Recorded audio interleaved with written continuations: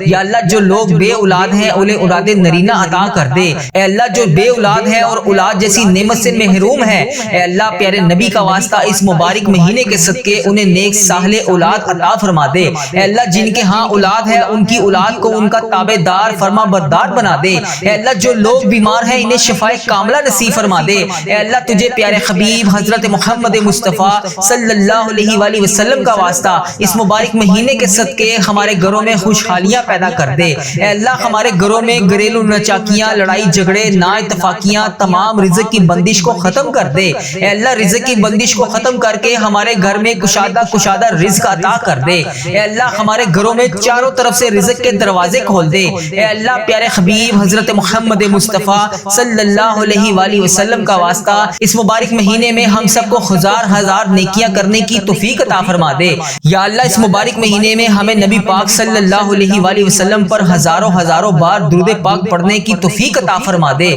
اے اللہ پاک، اے میرے پروردگار ہم سب سے راضی ہو جا۔ اے میرے پروردگار اس بابرکت مہینے میں تو ہم سب سے راضی ہو جا۔ اے میرے مالک و مولا ہماری تمام دعائیں، ہماری تمام حاجتیں آج پوری کر دے۔ یا اللہ ہماری جو بھی مرادیں ہیں انہیں آج قبول اور منظور فرما لے۔ اے اللہ ہم سب کے گناہوں کو معاف فرما۔ اے اللہ ادھر دیکھ میری طرف، ہم گناہ گاروں کو دیکھ، ہم بدکاروں کو دیکھ، ہم سیاکاروں کو دیکھ، ہم تیری بارگاہ میں اپنے گندے ہاتھ اٹھا کر تجھ سے دعا مانگ رہے ہیں۔ اے اللہ بے شک ہم اس قابل نہیں ہیں کہ تجھ سے کچھ مانگ سکیں۔ اے اللہ